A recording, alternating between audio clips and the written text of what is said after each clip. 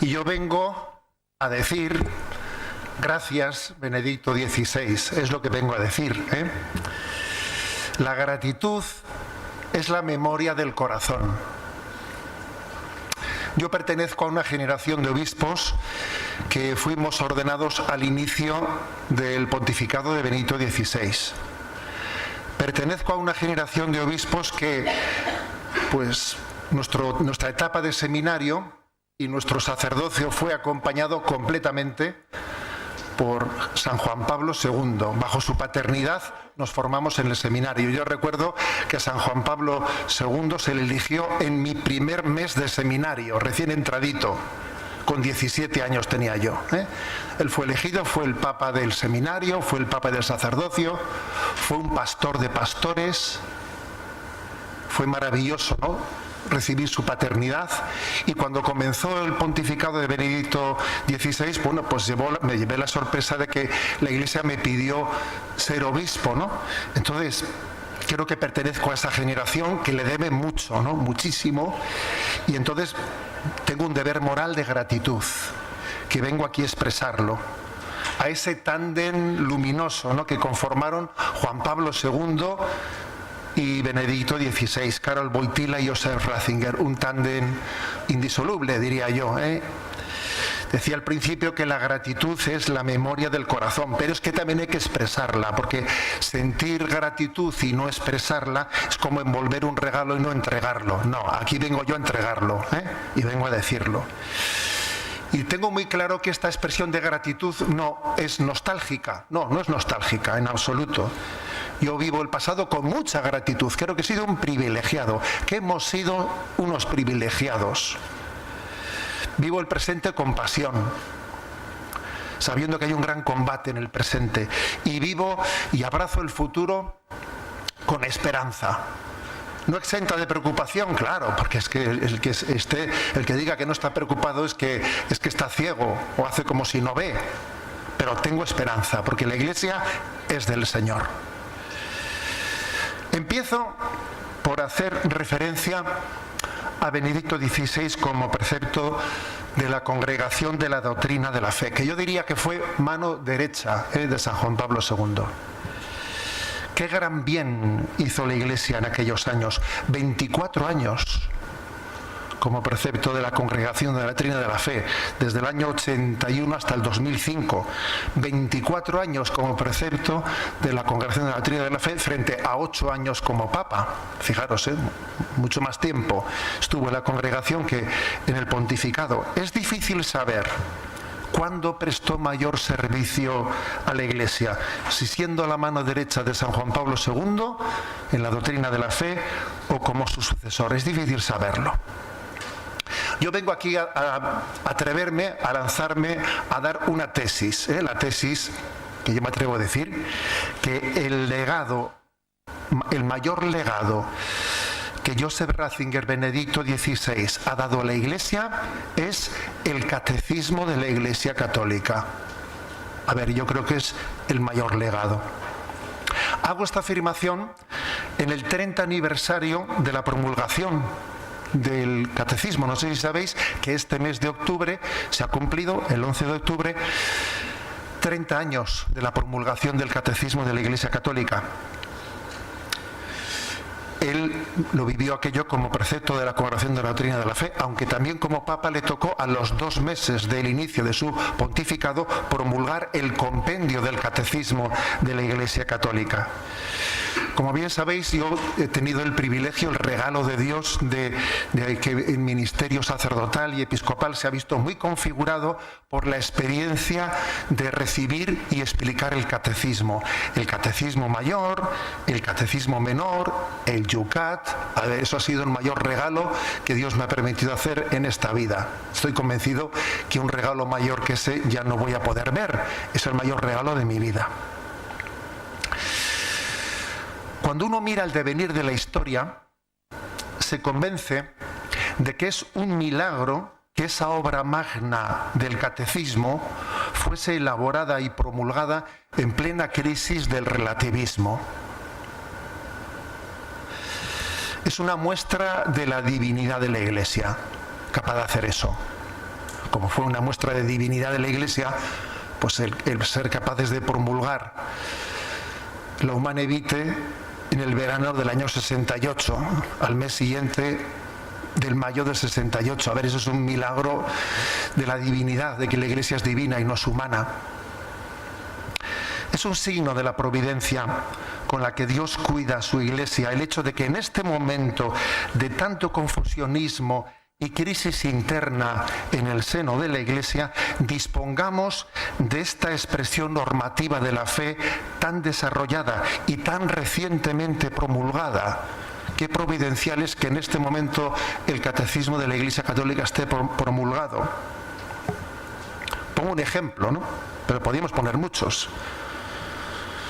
Nos imaginamos qué sería de la Iglesia Católica si la crisis del sínodo alemán nos hubiese encontrado sin el catecismo promulgado. ¿Qué crisis sería esta? Una crisis del sínodo alemán en la que se ha propuesto, ¿no? Se ha propuesto decir que las fuentes de la revelación no son ya únicamente, ¿no?, la Sagrada Escritura y la tradición, sino que la propia sensibilidad de la cultura, la opinión mayoritaria, forma parte también de las fuentes de la revelación, ¿no? Es curioso, ¿verdad? Porque resulta que quizás en este momento tendríamos que considerar que el ser mayoría, hoy en día lo que nos debería de preocupar principalmente no es el ser mayoría, no es lo que opina la mayoría, la sensibilidad cultural, porque la mayoría ya la hemos perdido, eso es obvio. Ahora lo que nos tiene que preocupar es, por lo menos, no dejar de ser significativos, es decir, tener significancia. La verdadera importancia no es la de que seamos mayoritarios, sino la de que seamos significativos. Es decir, que nuestra palabra tenga la significancia propia de la revelación. Por eso, fijaros, en esta crisis tan grande, la importancia de que el catecismo esté promulgado. O cuando vemos, por ejemplo, pues que destacados miembros del episcopado europeo y de otros lugares del mundo están, de alguna manera, coqueteando con la agenda LGTB. En una dialéctica de pretender contraponer misericordia y verdad. Por eso qué importante es que el catecismo de la Iglesia Católica esté promulgado. De hecho, uno recuerda el heroísmo de San Pablo VI cuando tuvo que afrontar la crisis del catecismo holandés en el año 1968 sin que el catecismo estuviese promulgado. Lo que supuso eso para Pablo VI, aquella crisis del catecismo holandés muy semejante a la crisis que ahora estamos viviendo con el sínodo de Alemania. Tuvo que abordarlo sin que el catecismo estuviese promulgado. Y él dio a luz el credo del pueblo de Dios, que lo tenemos un tanto olvidado. Ojo, acordémonos del credo del pueblo de Dios, una expresión, jamás la Iglesia había tenido un credo tan desarrollado, o la fórmula del credo, promulgado por Pablo VI, respondiendo a esa crisis tan grande. Bueno, creo que Pablo VI, solamente por eso, por esa respuesta que dio a la crisis del episcopado de Holanda, como por la respuesta que dio en el momento de la Humane Vitae, solamente por eso podría ser declarado mártir en la confesión de la fe.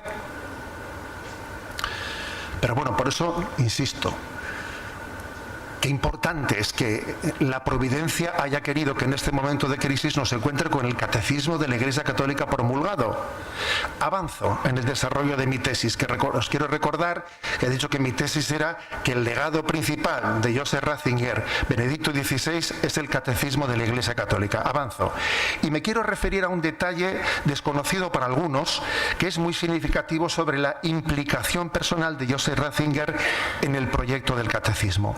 Tras ser elegido como cardenal precepto, como precepto de la Congregación de la Doctrina de la Fe en el año 1981, al año y medio, él pronunció en Lyon y en París una conferencia con el título Transmisión de la Fe y Fuentes de la Fe.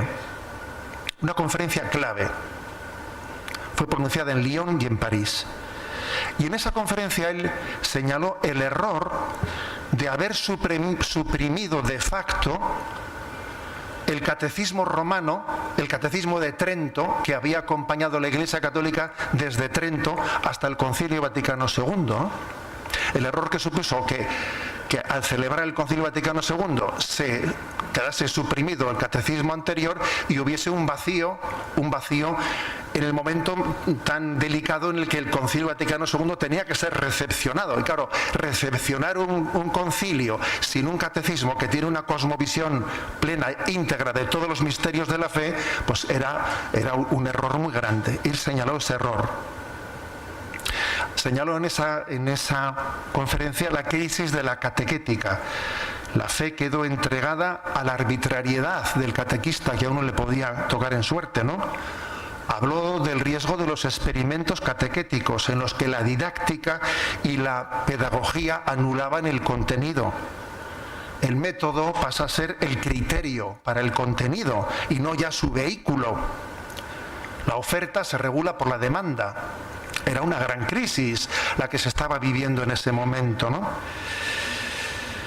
Y de esa crisis resultó que la catequesis omite la exposición del dogma y se intenta formular la fe desde una interpretación personalista de la fe. Pero claro, vamos a ser claros, yo me considero, aquí estamos ante unos grandes teólogos y yo francamente ante los grandes teólogos que aquí no estamos presentes, pues me considero una hormiguita, ¿no? Me considero más bien un obispo catequeta. Pero a ver, un catequeta sin dogma, pues es algo así como un bombero sin agua, A ver, es que obviamente un catequeta tiene que estar fundado en el dogma, si no, ¿dónde va el bombero sin agua? Y creo que eso es exactamente lo que señaló Joseph Ratzinger en aquella conferencia verdaderamente, yo diría, profética del año 81. El dogma no es otra cosa, por definición, que la interpretación autorizada de la Escritura, forjada en la fe de los siglos. Aquella conferencia dio mucha luz al episcopado mundial, que estaba un poco perplejo en la recepción caótica del Concilio Vaticano II, que se supone que tenía que haber sido un momento de florecimiento en la fe y era un momento de verdadera crisis en la que decenas de miles de sacerdotes se estaban secularizando. Y entonces, fijaros, 2 años después de esa conferencia, en el año 85, se convoca el Sínodo de los Obispos con motivo de los 20 años de la clausura del Concilio Vaticano II. Y en las conclusiones de ese sínodo se le pide al Santo Padre la solicitud de elaborar el catecismo, un catecismo que sea el catecismo del Concilio Vaticano II. Es una figura clave, la de Benedicto XVI, Joseph Ratzinger, porque creo que es el padre del catecismo del Concilio Vaticano II. Igual que aquel catecismo romano acompañó a la Iglesia, fijaros, casi 5 siglos. ¿Cuántos siglos nos acompañará este catecismo? Es clave en la vida de la Iglesia, determinante para una recepción adecuada del Concilio Vaticano II, no distorsionada, para entender e interpretar todas las grandes aportaciones luminosas del concilio en clave de continuidad y no de discontinuidad y de ruptura, claro. Que eso es algo en lo que el Papa Benedicto ha insistido con frecuencia, ¿no? La hermenéutica de la continuidad en clave de reforma, de conversión. La importancia de entender que la fe no solamente se puede explicar en su integridad, no con una recepción de algunos aspectos con los que uno se identifica y que son políticamente correctos, dejando en el olvido otros aspectos que en este momento no se llevan. No, la fe o se explica íntegramente en todas sus dimensiones, del credo, la moral, los sacramentos, la oración, o se explica íntegramente o no es la fe católica, es otra cosa. Es una expresión de según modas y según los aplausos que uno espere recibir, de hablar aquí de una cosa y callar de otra y hablar en otro lugar dependiendo de en qué sitio es políticamente correcto hablar de un tema o de otro. No es ese el proceder de la Iglesia. El Catecismo de la Iglesia Católica pues ha dado una clave de interpretación en continuidad, en reforma, de volver a las raíces de la Iglesia y en una visión íntegra de la fe.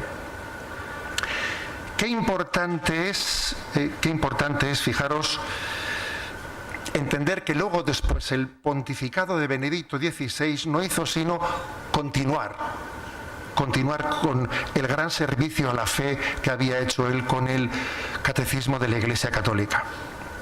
En el libro Entrevista, Benedicto XVI, Últimas Conversaciones, Peter Sewell le pregunta al ya Papa Emérito cuál sería para él, a posteriori, el hilo conductor, el rasgo definitivo de su pontificado. Y Benedicto contesta, diría que el año de la fe. Ahí lo dijo todo, Dije, el año de la fe. En efecto, él apostó siempre por la centralidad de la fe. Y de hecho su legado final se convirtió en la primera encíclica del Papa Francisco, aquella encíclica que hemos dicho que es escrita a 4 manos, Lumen Fidei, reiterando así la luminosidad de la fe como su legado más precioso. Allí se dice, urge recuperar el carácter luminoso propio de la fe, pues cuando su llama se apaga, todas las otras luces siguen languideciendo. Es tan importante en esta vida que cuando uno hace un diagnóstico encuentre dónde está el problema, porque cuando un problema es muy, muy grande, dice, a ver, es tan extenso este problema, es tan vasto, podríamos hablar de tantos temas, es tan importante saber dónde está la clave de la crisis que tenemos, ¿no? Y creo que Benedicto XVI nos da la clave. El problema está en la falta de fe. Este es un problema de fe. El problema que tiene el mundo es un problema de fe. El problema que tiene la Iglesia es un problema de fe. Fijaros, hablamos mucho, ¿no?, de las heridas afectivas. Yo también suelo hablar mucho, con frecuencia, de las heridas afectivas, pero que configuran nuestro tiempo. Pero no olvidemos que detrás de las heridas afectivas se encuentra la emergencia educativa de la que habló Benedicto XVI. Porque claro, las emergencias afectivas no han nacido sino como consecuencia de haber perdido el horizonte de la fe y haber dejado de tener una educación en una integridad de la cosmovisión católica. De ahí luego, obviamente, se desordena la vida y surgen las heridas afectivas. Nuestro problema es un problema de falta de fe. Y es muy importante no distraerse demasiado en otro tipo de consideraciones, porque ese es nuestro problema. Benedicto XVI ha trabajado en todo momento para recuperar la vitalidad y el dinamismo de la fe. Lo hizo desde su inmensa reflexión teológica y también desde su ministerio como sucesor de Pedro, por cierto, ¿no?, que allá en el revolucionario 68, al mismo tiempo que San Pablo VI daba el do de pecho en la publicación de Humanae Vitae, él escribía su libro inolvidable Introducción al Cristianismo. Era clave ese libro, Introducción al Cristianismo. En él subraya que el hombre moderno ha cambiado la fe en la herencia, la fe tejida en la herencia colectiva de la tradición, la ha cambiado por el culto a la libertad individual. Es tan importante hoy en día que en la formación a nuestros jóvenes comencemos por una introducción a la fe. Hablaba no hace mucho con don Alfonso un día y le comentaba que quizás a nuestros alumnos en este momento es muy importante, obviamente, ¿no?, el educar en la doctrina social católica, pero posiblemente creo que nuestro tiempo necesita un primer paso de introducción a la fe. Introducción a la fe, que es que no se puede dar por supuesta. Damos por supuesto que un cristiano que se ha bautizado tiene fe y no la tiene, porque el culto a la libertad le ha desvinculado de la paternidad de Dios. Entonces no tiene esa fe. parafraseando, ¿no?, una expresión de un conocido conferencista, decía él: lo más importante en esta vida es que lo más importante sea lo más importante, ¿no? Pues aquí pasa lo mismo. A ver, lo más importante en esta vida es que la fe ocupe el lugar central, porque si lo decimos en teoría y luego en la práctica no ocupa el lugar, ¿de qué estamos hablando? A ver, eso es lo esencial. Es muy luminoso para analizar el pontificado de Benedicto XVI tomar cuenta de que sus 3 encíclicas, o si queréis sus 4, si contamos con esa encíclica a 4 manos, ¿no?, tienen en su título, lo dicen todo, lo dicen todo. Deus caritas est, spe salvi, caritas in veritate, lumen fidei. Fijaros que las 3 virtudes teologales están presentes en las encíclicas de Benedicto XVI. Caridad, esperanza y fe. Un conjunto fascinante del camino teologal del cristiano hacia Dios, no siguiendo las virtudes teologales, pero con una clave que quiero subrayar. ¿Y cuál es la clave? Creo que la clave la da ese título de Caritas in veritate, que también podría haber sido Veritas in caritate, porque lo mismo podría haber sido, caridad en la verdad o verdad en la caridad. Creo que ese título lo dice todo. Es una clave determinante de Benedicto XVI. Porque creo que la herejía de nuestro tiempo consiste especialmente en el divorcio entre fe y caridad, verdad y justicia, etcétera, etcétera. Esa es la herejía de nuestro tiempo. No tanto la negación de dogmas concretos, sino la contraposición. La contraposición de la verdad, la justicia, frente a la caridad, la misericordia, la contraposición. Creo que es la herejía de nuestro tiempo. Un antagonismo, o cuando menos una falsa dialéctica entre ortodoxia y ortopraxis, dogma y misericordia, que nos está continuamente engañando. Jesucristo es al mismo tiempo la verdad y Jesucristo es al mismo tiempo el amor, y en él no hay ninguna oposición dialéctica entre ambas cosas. Lo que él dice a aquella mujer pecadora, ¿no? Nadie te ha condenado, tampoco yo te condeno, vete y no peques más, etcétera, etcétera. En Jesús no existe esa oposición dialéctica nunca entre verdad y caridad. Cristo es la verdad, Cristo es la misericordia, Cristo es nuestra esperanza. Creo que esta es una clave de Benedicto XVI. Las 3 virtudes teologales, si me permitís hacer un poquito de catequeta, las 3 virtudes teologales son un triángulo. Un triángulo tiene un cuerpo común. Las 3 virtudes teologales tienen un cuerpo común, pero es verdad que tienen 3 ángulos. Un triángulo puede ser equilátero, puede ser isósceles, puede ser irregular, puede remarcar más pues uno de los 3 ángulos, pero al final tienen que estar las 3 dimensiones, fe, esperanza y caridad, tienen que estar integradas. Y además conviene siempre apuntar al triángulo equilátero, para que nuestras subjetividades no deformen el misterio de la fe. Siempre conviene apuntar al equilátero, aunque obviamente existen carismas y existen formas de expresión que siempre son complementarias, ¿no?, cuando vivimos en la comunión de la fe. Por si hubiese alguna duda sobre el alma teologal de Benedicto XVI, su renuncia coincidió con el año de la fe. Misteriosamente, en el momento de su renuncia, la Iglesia había sido convocada por Benedicto XVI a un año de la fe. Tenía que ser desde el 11 de octubre del 2012 al 24 de noviembre del 2013. Él abrió la puerta, pero pasó emérito sin que el año hubiese terminado, ¿no? Es como si él hubiese dejado abierta la puerta del año de la fe para todos nosotros. Somos muchos los laicos, sacerdotes y obispos también, los que nos alimentamos de su magisterio, los que no tenemos su capacidad teológica, ni su capacidad de lectura, los que no tenemos la capacidad de acceder a las fuentes como él accede, ¿no? los que no tenemos la capacidad de estar actualizados teológicamente porque la vida no nos da para más, y que suplimos nuestra falta de lectura y de acceso a las fuentes, la suplimos con la lectura de las obras de Benedicto XVI. Somos muchos los que tenemos que agradecer también el esfuerzo que se ha hecho en la BAC de publicar esas obras completas, de hacer esa síntesis de sus homilías. A ver, eso es una joya. Somos muchísimos los que nos alimentamos de eso, los que cuando estamos a tope y no sabemos cómo llegar, decimos, a ver, a coger el libro de Benedicto XVI, si me permitís un ejemplo, porque uno es vasco, en fin, tiene que poner un ejemplo de vascos, ¿no?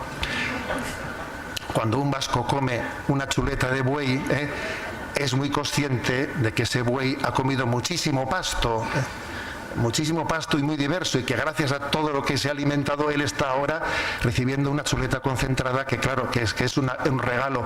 Yo así lo entiendo. Cuando leo Benedicto XVI digo, pero bueno, toda la erudición de este hombre a mí se me da resumida de una manera increíble, ¿no? Eso es así. Eso es así, y somos muchísimos los que tenemos que agradecerlo. Su renuncia dejó patente a muchísimos que le juzgaban equivocadamente. Yo creo que les dejó a muchos con el pie cambiado, porque habían hecho un juicio de una persona cuya renuncia les dejaba totalmente fuera de juego. A ver, si resulta que pertenece, ¿no?, pues a una estrategia de poder y no sé qué, entonces ¿cómo ha renunciado? Dejó patente su renuncia, que él no le movía nada, pero absolutamente nada que no fuese el amor por Cristo y la pasión por la Iglesia. ¿Podríamos decir todos lo mismo?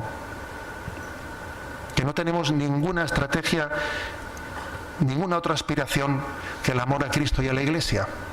Yo creo que también eso forma parte del legado de Benedicto XVI. La imagen del Papa emérito, Benedicto XVI, inclinándose ante el Papa Francisco y quitándose el solideo, en esa inclinación también creo que es una auténtica lección de eclesialidad. Una lección de eclesialidad. Y también una lección a muchas personas que existen también, vamos a decirla, con teorías conspiranoicas. Es una lección de ese Papa que se inclina y se quita el solideo. Yo creo que el Papa sigue rezando, sigue preparando el Papa emérito, ¿no? Sigue rezando, sigue preparando su paso a la casa del Padre desde aquel monasterio dentro de la Ciudad del Vaticano, y estoy convencido que cuando Dios le llame, él con Santa Teresa de Jesús dirá: al final muero hijo de la Iglesia, y lo dirá con gozo, con paz, ¿no? Al final muero hijo de la Iglesia. Muchas gracias, Papa Benedicto.